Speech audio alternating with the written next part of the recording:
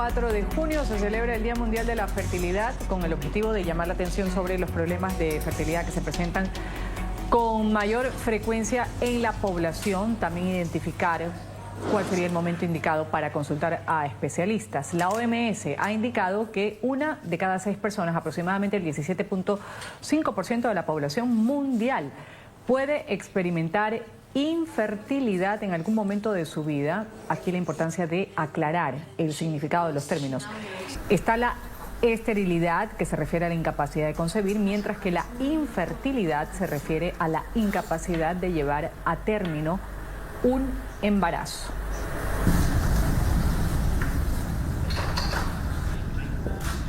Visto lo visto, aquí tenemos a quienes integran el panel el día de hoy aquí en Ángulo. Un gusto saludar en Suiza y darle la bienvenida a Rocío Frank. Ella es jurista especializada en Derecho del Menor, bioética también. Gracias por estar con nosotros, Rocío. Bienvenida al programa Ángulo de NTN 24. Muchas gracias a ustedes. Y en España también le voy a dar la bienvenida a Raúl Sánchez Flores. Él es secretario general de la Confederación Europea de Familias Numerosas, con estatus consultivo en la ONU, además experto en políticas familiares. Gracias por estar con nosotros, Raúl, bienvenido. Igualmente.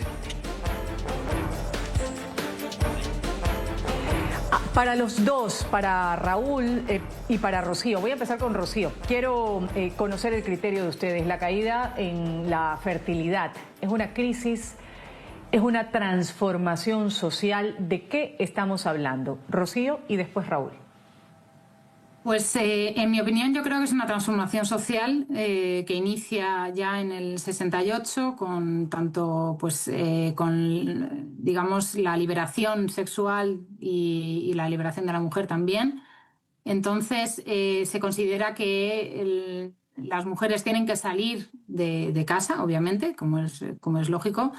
Y al mismo tiempo pues se considera que tener un hijo es casi una penalización con respecto al sistema laboral, ¿no? Entonces, de esa manera, al no promover una serie de políticas de natalidad, de que la mujer pueda trabajar y ser madre al mismo tiempo, creo que en el mundo occidental, por lo menos, está siendo la gran clave, ¿no? Y luego el tema económico, que obviamente muchas familias jóvenes pues no se atreven a tener más hijos precisamente por esa situación económica. Entonces yo creo que es más una transformación social que viene del 68, como digo, y que, por otro lado, pues tampoco se ha traducido en políticas públicas a favor de esa natalidad. Raúl, ¿cuál es su criterio? ¿En qué concuerda? ¿En qué discrepa o qué va a aportar a la caída de la fertilidad, una crisis o una transformación social, como en este caso pues lo ha señalado Rocío? Bueno, yo diría que estamos ante uno de los grandes misterios hoy en día de la sociedad de nuestros tiempos, porque jamás en la historia de la humanidad había sucedido algo parecido, que hubiera una caída tan rápida de la fecundidad, del número de nacimientos y del número medio de hijos por mujer, sin que haya una causa conocida. O sea, históricamente pues, ha habido epidemias, terremotos, guerras, que más o menos han provocado picos hacia abajo en la caída de nacimientos, pero como decía antes, esto comienza más o menos en los años 70 del siglo pasado, pero sin que haya habido ni una guerra, ni una epidemia, ni una catástrofe. Tú dices, bueno, ¿qué ha sucedido? Es un fenómeno que, como habéis dicho, pues habéis hablado de Japón, comenzó en Asia, se ha ido extendiendo por toda Europa, por toda América Latina. Actualmente, prácticamente diría, todo el mundo está bajo ese efecto del llamado invierno demográfico, que significa que la mayoría de países ya están por debajo del número necesario de nacimientos para mantener el reemplazo de unas generaciones por otra, que está fijado en 2,1 hijos por mujer. Solo se salva el África subsahariana. Y dices, bueno, ¿y todo esto por qué ha sucedido? Es un poco misterioso. Yo diría que es un cóctel de muchas causas, las que han mencionado antes, con muchas otras, como el precio de la vivienda, como la globalización misma, que ha provocado también un rompimiento, un alejamiento de las redes familiares, geográficamente también, una mayor competitividad en el mercado laboral, se alargan los estudios. En fin, la cuestión es que en todo el mundo sucede lo mismo. Se retrasa la edad de matrimonio o sencillamente no hay matrimonios. los hijos se tienen cada vez más tarde. En mi país, en España, por ejemplo, ya estamos en 33 años de edad para la mujer, en la edad para tener el primer hijo, y por lo tanto se reduce mucho el número de hijos, se provoca este bajón de la fecundidad por debajo de 2,1 que he mantenido durante muchos años. En España, por ejemplo, llevamos 40 años con este fenómeno, pues hace que haya un gravísimo problema para mantener las pensiones, la sanidad, etcétera, porque hay una población laboral muy disminuida y una población pasiva que hay que mantener cada vez mayor y más envejecida. Por lo tanto, este es el gran problema y las causas, ya digo, son muy variadas, pero sobre todo son más culturales, yo diría, que económicas, conciliación, etcétera, que también, ¿no? Pero hay un fondo cultural que después podemos hablar. Ya vamos a volver a ese tema, Raúl, a hablar un poco de los factores socioeconómicos, culturales que hemos mencionado aquí. Rocío, antes también quiero citar, ¿dónde deberían estar los límites éticos en las tecnologías de reproducción asistida? Hace un momento escuchábamos una madre que por medio del procedimiento in vitro logró tener a sus hijas gemelas, sin embargo, pues es un tema todavía tabú dentro de las familias, dentro de las sociedades. Es un tema tabú, pero también hay que tener en cuenta que lo principal es el ser humano. Entonces, hay una cosa muy interesante aquí en Suiza y es que cualquier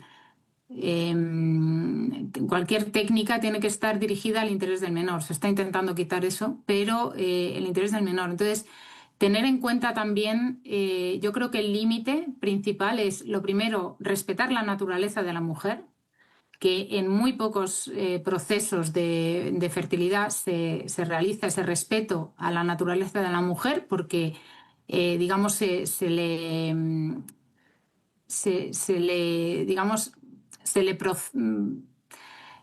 ¿cómo decirlo? O sea, se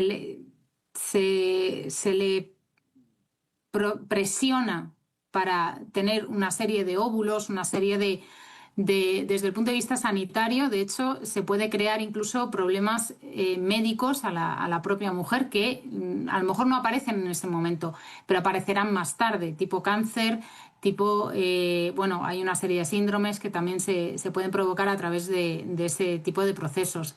Entonces, yo creo que lo principal es el respeto a la naturaleza humana, el respeto a la mujer y a su proceso, digamos, de fertilidad y principalmente también el derecho del menor tanto a conocer a sus orígenes como a estar con sus padres biológicos. Que creo que eso muchas veces es complicado porque también hay una serie de cuestiones que se implican que yo creo que no nos daría tiempo a plantear, pero digamos que sería esas dos partes, el respeto a la naturaleza humana y por otro lado también el respeto al menor que nace de ese proceso. Raúl, ¿qué acotar al respecto con esto de estos temas que todavía siguen siendo tabú y que pues Rocío bien señala, lo importante es el respeto al individuo, a lo que se decide, en este caso pues con las familias? Bueno, aquí tenemos un problema que es este retraso en la edad de la maternidad que provoca que cuando se desean tener los hijos ya no se está en la edad biológica adecuada para poder tenerlos. Por lo tanto, hay muchas más dificultades y muchos acaban acudiendo a estos tratamientos que son muy costosos económicamente, que son largos en el tiempo, que muchas veces no funcionan a la primera y hay que ir repitiendo y esto provoca un impacto emocional y psicológico fuerte en la pareja o en la mujer que lo esté realizando y, por lo tanto, socialmente también supone un coste importante. Yo creo que, sobre todo, los gobiernos lo que deben promover, y eso es en lo que estamos trabajando, es cómo conseguir que los hijos se puedan tener antes, es decir, en la edad en la que uno es joven, también está más preparado y más adaptado para poder tenerlos, para poder tener un parto también sin muchas dificultades y por lo tanto ese es el gran objetivo que tenemos que conseguir, es decir, cómo se pueden tener los hijos de los 20 a los 30 años y no de los 30 a los 40 o, como sucede en España, que cada año se nos dobla cada vez más las mujeres que tienen su primer hijo con más de 40 años y yo pienso que esto no es bueno ni es sano ni para la sociedad ni para la mujer. Eso plantea, como comentaba antes, diversos problemas éticos. Está el tema, como decía, el reconocimiento de ese hijo, que pueda saber quién realmente es su padre biológico. En los países que ya han aprobado en Europa leyes que permiten que los hijos nacidos en esos tratamientos pues, van a conocer realmente, sea inseminación, etcétera, pues quién era el padre biológico, se han reducido muchísimo el número de estos nacimientos por los problemas que puedan venir jurídicos, etcétera, en el futuro. Por lo tanto, yo creo que esa es una vía que nos va a llevar a mucho gasto, a muchos problemas, y yo creo que la vía ideal sería conseguir hacer los cambios sociales necesarios, y esto supone un poco una revolución social en la manera que trabajamos, en la manera que reconocemos socialmente el hecho de tener hijos, para facilitar que se puedan tener antes, dando los recursos necesarios para que se puedan atender adecuadamente esos hijos. Hablando de edades, Rocío, ¿debe haber un límite de edad para acceder, por ejemplo, a tratamientos de fertilidad? Personalmente creo que sí, porque lo primero, una cosa es tener un hijo con 20 años, como decía bien el otro ponente, pero, y sobre todo porque el hijo, si por ejemplo tienes a tu hijo con 60, 70 años, quiere decir que tu hijo probablemente cuando tenga 18 tú ya no estés. Por lo tanto, hay que tener, por eso decía antes, el respeto al interés del menor, ¿no? O sea, el pensar en ese niño. Personalmente creo que sí que tiene que haber un límite, porque como es mejor tener al hijo entre los 20 y los 30 que entre los 30 y los 40, pues imagínase el tener al hijo con 60 años, que los ha habido a través de estos procesos, ¿no? Entonces, pero claro, eso significa que ese hijo, en un futuro, cuando tenga 18, a lo mejor ni su padre ni su madre están. Entonces, el hijo tiene ese derecho a tener unos padres que le acompañen en ese proceso de infancia, ¿no? Y obviamente puede ocurrir también que con 40 años fallezcas y tu hijo no esté contigo, pero son casos excepcionales. En este caso es prácticamente lo estás sentenciando ya en su nacimiento a ese resultado, ¿no? Entonces creo que sí, que tiene que haber un límite, por supuesto. Ahora, Raúl, volviendo a estos factores socioeconómicos que estábamos hablando hace un momento, ¿cuáles son estos que están influyendo en la decisión de tener hijos más tarde o no tenerlos? ¿Existen diferencias marcadas, por ejemplo, entre zonas urbanas, en zonas rurales? No, totalmente. Querría solo hacer un comentario respecto a lo que hemos escuchado antes, que es sencillamente que fijaos que estamos teniendo una sociedad un poquito en el que el hijo se convierte en un producto de consumo más, ¿no? Es un producto de consumo igual que uno compra un smartphone o compra un auto nuevo. Bueno, pues voy a tener un hijo y prácticamente voy a comprarlo, ¿no? Y queda algo un poco reservado a la gente que tiene un estatus social elevado. Esto es hacia donde estamos yendo, ¿no? ¿Por qué? Porque las dificultades realmente de tener hijos son importantes. O sea, cuando una pareja deja de tener un hijo, claro, lo primero es poder tener un trabajo estable. Hoy en día estamos en un mercado tan competitivo y con tanto cambio que hay gran temporalidad en el trabajo de los jóvenes, los salarios son muy bajos, por lo tanto no permiten comenzar una familia. Cuando llegas a estabilidad es hacia los 30 años, pero a los 30 años, que es cuando pueden ya adquirir un hogar con una hipoteca, resulta que esa hipoteca la han de pagar durante 30, 40 años. Uno de los salarios se ha de destinar a pagar la hipoteca, el otro a vivir. Claro, si tienen un hijo, como lo hacemos, los padres están lejos, los tíos están lejos, no tenemos nadie que nos apoye. Bueno, pues todas esas cuestiones se mezclan y por lo tanto es muy difícil poder tener un hijo. Fijaos que en Europa, por ejemplo, tenemos países como Suecia, Noruega, Dinamarca, Finlandia. Los países del norte de Europa siempre han sido conocidos por su sistema de bienestar y tienen unas políticas de gran apoyo a los que quieren tener hijos, económico, de conciliación. En Suecia tienes 18 meses de permiso de maternidad o de paternidad cuando tienes un hijo con salario 100% cubierto. En fin, tienes muchas opciones económicas a lo largo de la vida del hijo. Pues tienen prácticamente el mismo número de hijos bajo que tenemos en España, Italia, Grecia, en el sur de Europa o en otros países. Es decir, que el tema no se soluciona dando dinero, no se soluciona haciendo conciliación, sino que yo creo que hay que ir más a fondo y decir cómo podemos hacer para que tener un hijo, como se ha dicho antes, no sea un motivo de penalización, no sea visto como un problema. porque ahora mismo estamos tan focalizados en una sociedad muy individualista, muy de consumo, focalizado en la máxima productividad, la carrera profesional. ¿Ese tiene que ser el objetivo en la vida? O quizá en la sociedad necesitamos también invertir, reconocer que el tener hijos es una inversión en capital humano, que lo necesitamos en el país y por lo tanto darle un cierto reconocimiento social, un apoyo económico suficiente, pero sobre todo una valoración, o sea, que deje de considerarse un problema como un valor que es reconocido por toda la sociedad. Y a partir de ahí, cuando eso dé prestigio, el hecho de tener hijos, cuando tenga además un apoyo social de toda la sociedad que lo ve como algo muy positivo para el país, yo creo que ahí podemos empezar a cambiar esa cultura. Y eso supone también dar mensajes en los medios de comunicación, en la publicidad, en las películas, etcétera. Bueno, para darle valor al hecho de formar una familia y de tener hijos como algo muy positivo. Ahora mismo es algo negativo, no porque, en fin, sea negativo a nivel de medios, pero sí porque se ve como un verdadero problema para poder desarrollar tu carrera profesional. Claro, y eso de la inversión en capital humano me pareció fantástico, esa expresión. Antes de irme a la pausa comercial, Raúl, por ejemplo, centrándonos en Europa, ¿qué políticas públicas han demostrado ser eficaces, si se lo puede llamar así, para incentivar la natalidad? Y también quiero conocer un poco la opinión de las políticas de subsidios por hijo o licencias parentales que han sido extendidas, por ejemplo. Sí, bueno, ahora mismo yo diría que hay algunos experimentos. Lo primero que hay que tener claro es que las políticas que se hagan en este sentido no van a tener resultados mañana, ni pasado mañana, ni el año que viene. Hay que esperar unos 15, 20 años para generar la confianza suficiente en la gente de que esas políticas se mantienen aunque cambien los gobiernos. Por ejemplo, en España se aprobó hace unos años un cheque nacimiento de 2.500 euros por nacimiento antes de unas elecciones, la gente se animó y 2 años después de las elecciones se suprimió. Por lo tanto, si son políticas que no son consensuadas por todos los partidos y se ve como un pacto de Estado para decir este objetivo lo vamos a mantener gobierne quien gobierne, porque es un objetivo de todo el país, eso puede funcionar. Esto lo están haciendo, por ejemplo, Hungría o Polonia o Francia. Yo diría que son 3 países interesantes. Polonia lo ha hecho a base de prestaciones universales por hijo.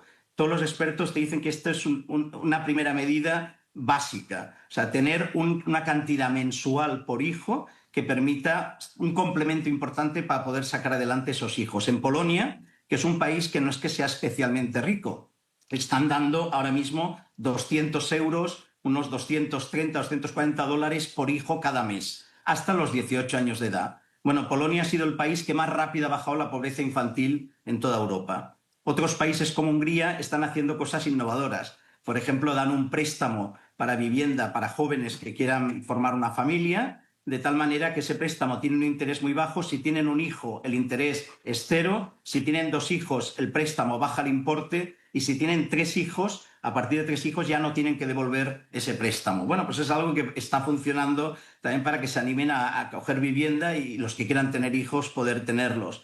Y luego Francia, yo diría que es un sistema ideal, es el país que tiene la tasa de natalidad más elevada, aunque está en 1,7, es decir, no llega al 2,1 aún para el reemplazo generacional, pero es un país que permite bastante libertad a la familia para organizarse.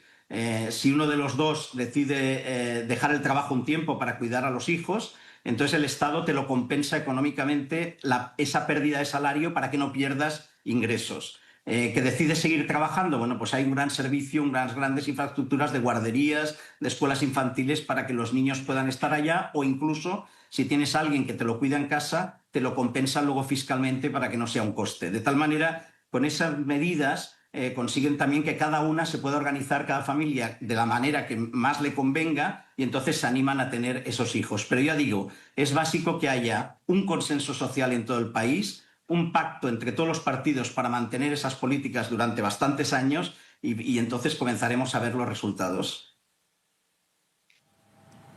Vamos a ir a una pequeña pausa comercial. Esto es Ángulo, volvemos.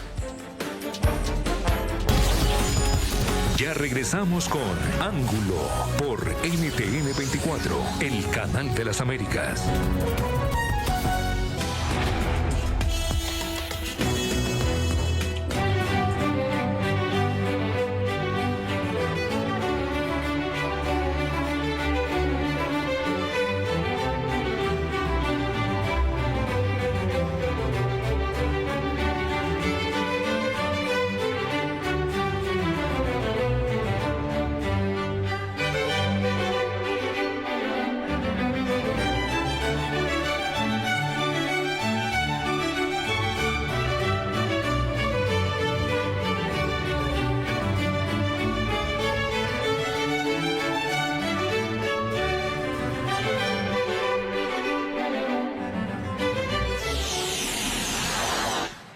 A veces la fecundación in vitro es un tema del que se habla en voz baja. En otros casos, gente famosa da un paso hacia adelante, se han pronunciado para hablar sobre la experiencia con esta reproducción asistida. Michelle Obama, por ejemplo, recurrió a la fecundación in vitro después de haber sufrido un aborto. De esta decisión nacieron sus 2 hijas. Otros casos, Celine Dion, la increíble cantante, madre de 3 hijos por fecundación in vitro, también lo ha confesado. El primero hace más de 20 años y 14 años después dio a luz gemelos. Seguimos aquí hablando en el Día Mundial de la Fertilidad con el objetivo de aumentar la conciencia sobre la salud reproductiva. Rocío, ¿cómo evitar, por ejemplo, que técnicas de fertilidad de la que hemos venido mencionando se conviertan en un privilegio de clases altas? Estábamos también hablando de altos costos que no todo el mundo puede tener de pronto acceso. Lo primero es que esas técnicas no siempre funcionan. O sea, es decir, es un elevado coste también porque hay que hacer varios ciclos, etcétera, y porque no se educa a la mujer y al hombre también, porque yo creo que es un tema de dos, en procurar esa fertilidad natural. O sea, es decir, que digamos que también nos desconocemos, digamos, ¿no? O sea, las mujeres no conocemos nuestro ciclo, no conocemos bien cómo funciona. Crees que en el momento en el que dejas la píldora entonces te vas a quedar embarazada. No sabemos las implicaciones de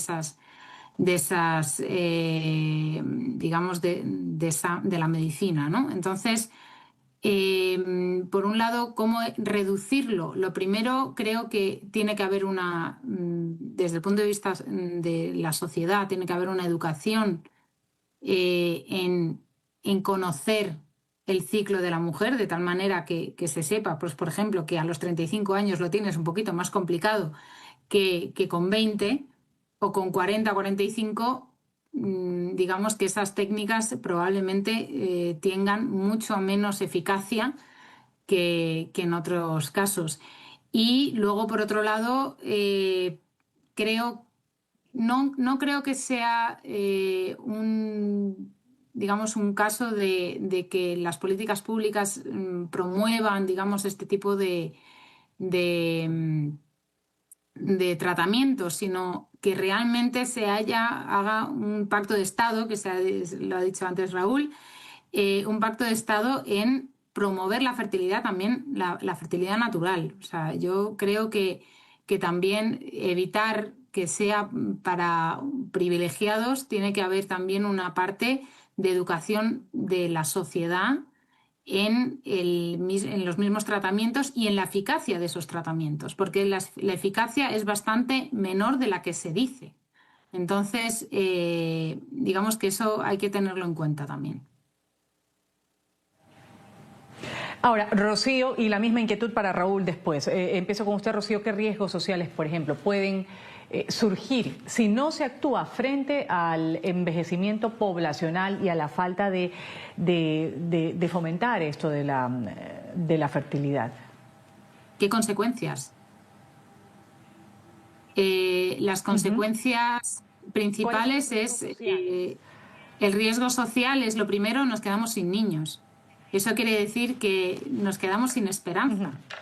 Siento decirlo ahora tal vez un poquito cursi, pero en realidad el hecho de no tener niños significa que no hay futuro.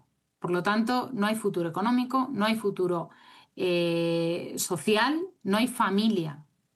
Digamos que las consecuencias son muy, muy duras. Si realmente esto sigue así, desde el punto de vista económico y desde el punto de vista social, estamos ante una catástrofe.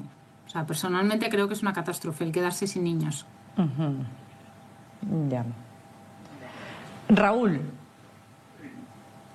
Sí, bueno, yo veo que hay gran conciencia sobre el cambio climático y todas las consecuencias que pueda tener, pero hay muy poquita sobre este invierno demográfico y todo ese proceso de envejecimiento acelerado de las poblaciones. Y yo creo que debería haber una campaña en los medios, como estáis haciendo vosotros muy bien ahora, para que se conozca toda esta situación y se sepa que cuando un país, y sobre todo pues muchos países como ahora, llevan años sin tener el suficiente número de niños y sobre todo alargando la esperanza de vida, como sucede gracias a una mejora de la calidad de vida, lo que se produce es un envejecimiento acelerado de la población y las consecuencias son muy serias porque es imposible. Imaginaos la pirámide demográfica típica, que es una base muy amplia de gente joven y a medida que va subiendo la pirámide pues se va haciendo pequeña con la gente mayor. Estamos en una pirámide totalmente al revés. Una base muy grande de gente anciana y que va bajando a medida que es gente joven hacia la punta donde prácticamente hay muy poquito y eso no se aguanta, esa pirámide acaba cayendo, por lo tanto nuestra sociedad o el sistema de bienestar que se basa en el reemplazo de generaciones nos va a hundir. O sea, será imposible mantener las pensiones, será imposible mantener un sistema de sanidad adecuado, etcétera. Tampoco habrá consumidores para poder consumir los productos, ni obreros para poder trabajar, ni nada. Esto es un serio problema ya y a la vez luego está el problema, diríamos, más social, emocional, que ha comentado también anteriormente Rocío, por ejemplo, la soledad. O sea, muchísimos de estos países que ya no hay primos, no hay hermanos, prácticamente pues no hay familia, la gente vive sola en hogares unipersonales, mueren solos y prácticamente nadie se entera hasta al cabo de un mes o dos que ha fallecido. Hay un gran problema de soledad. Es más, el Reino Unido me parece que ya habló de nombrar un ministro, una ministra para la soledad, por los efectos tan desastrosos que tiene para todo el país. Y por lo tanto ahí es donde vamos. Yo creo que tenemos que ser conscientes y decir, bueno, hay que abrir un gran debate en todos los países, qué podemos hacer, cómo podemos hacerlo, como decíais antes, cuáles son las buenas prácticas que están funcionando y sobre todo cómo podemos cambiar este modelo de sociedad para que no esté tan basado en el individuo, individualismo, consumismo y productividad, e introducir la dimensión familiar como algo propio de la persona y que necesitamos para llevar una vida plena y feliz. Y yo creo que ahí es donde tenemos que dar ese giro cultural para darle valor a la familia y todo. Ahora, en esta etapa que ya estamos llegando un poco hacia las conclusiones, Raúl, ¿cómo podemos construir, por ejemplo, esta cultura que valore tanto la maternidad, paternidad, como también, en cierta manera, la libertad de elección? ¿Qué es lo que se debe hacer? ¿Cómo se debe empezar? ¿En dónde se debe comenzar también? Por supuesto, ¿no? O sea, hay que evitar también ese movimiento pronatalista que tiene un cierto auge ahora en los Estados Unidos de América. Por ejemplo, pensemos en Elon Musk. Elon Musk tiene 13 hijos, todos concebidos no se sabe cómo. O sea, con sistemas de reproducción asistida, con gestación subrogada.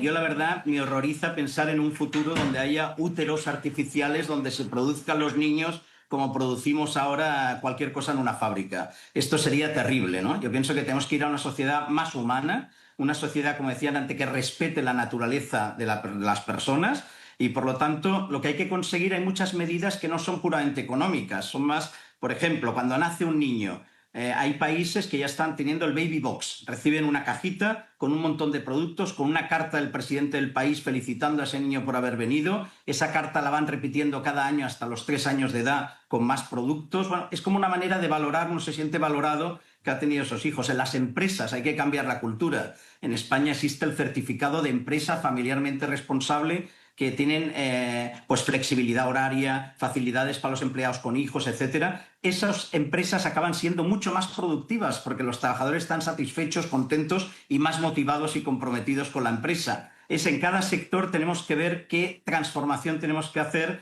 para dar ese cambio. Cuando uno llega al aeropuerto de Budapest, en Hungría, ya desde hace años, no es desde ahora, toda la publicidad que aparece en las columnas, en las paredes, son en diversos idiomas, pone Hungary, a family friendly country. O sea, Hungría, un país amigable con la familia. Y todos son imágenes de familias. Bueno, uno llega ahí y dice, oye, pues soy valorado. Si vas con niños, pues soy valorado. Valorar el turismo familiar, en fin, todo lo que haga una sociedad donde introduzca esa dimensión que hemos perdido, que está ausente, que es la dimensión familiar de las personas. Quiero escuchar a Rocío, ¿en qué concuerda con lo dicho para construir esta cultura que valore la maternidad, la paternidad, claro, también un poco la libertad de elección?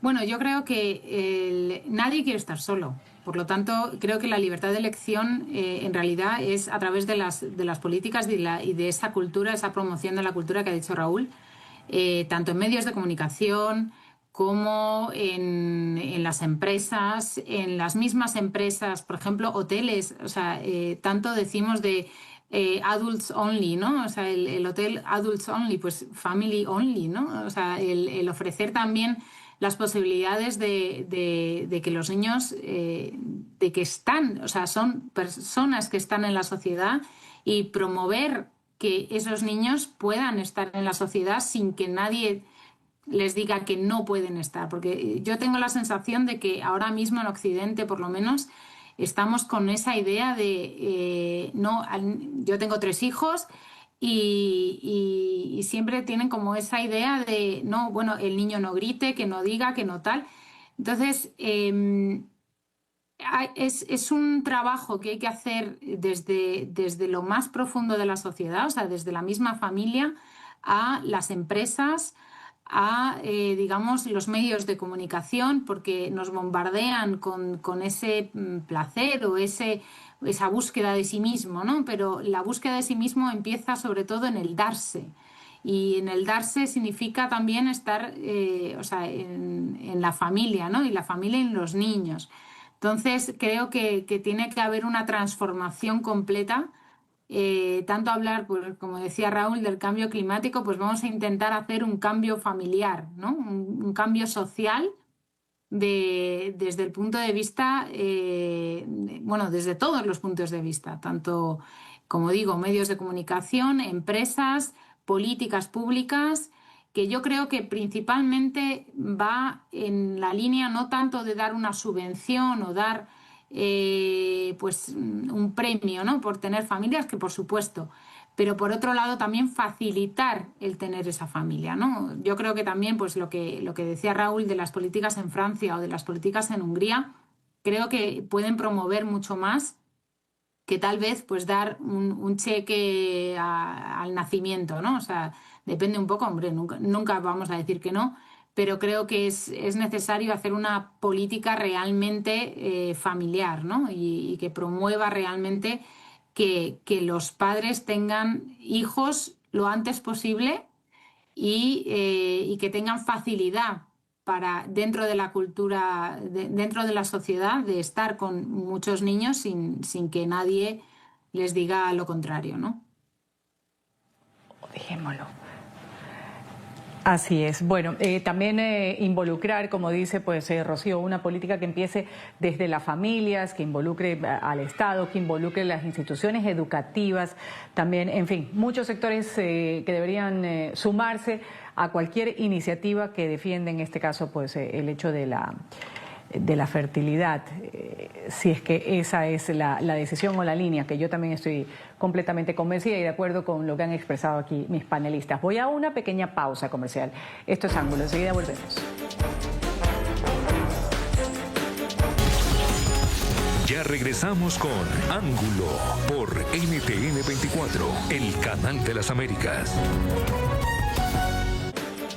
Hoy en Ángulo hemos puesto sobre la mesa un tema que es importante para millones de personas en el mundo, la fertilidad, a propósito de que cada 4 de junio se conmemora el Día Mundial de la Fertilidad, una fecha que busca justamente visibilizar los desafíos, los avances médicos, las capacidades reproductivas, tanto de hombres y mujeres, una realidad emocional, no solo un tema médico como lo decíamos, también social, emocional y demás. Voy a agradecer a quienes han estado conmigo el día de hoy aquí en Ángulo. Rocío Franch, jurista especializada en Derecho del Menor, bioética también. Gracias por haber estado con nosotros. Hasta una nueva oportunidad, Rocío. Muchas gracias a vosotros y nada, yo espero de verdad que haya una transformación política y económica y social a favor de la fertilidad y a favor de la familia. Gracias, Rocío. Raúl Sánchez Flores, también voy a agradecerle aquí, secretario general de la European Large Families Confederation, con estatus consultivo en la ONU, además experto en políticas familiares. Gracias por haber estado con nosotros, Raúl. Muchas gracias a vosotros y Ángulo por tratar este tema que es tan fundamental. Gracias. Gracias a los dos. Me despido, soy Ruth del Salto. Esto ha sido Ángulo. Ustedes sigan con el canal de las Américas NTN 24. Enseguida hay más noticias internacionales que desarrollar.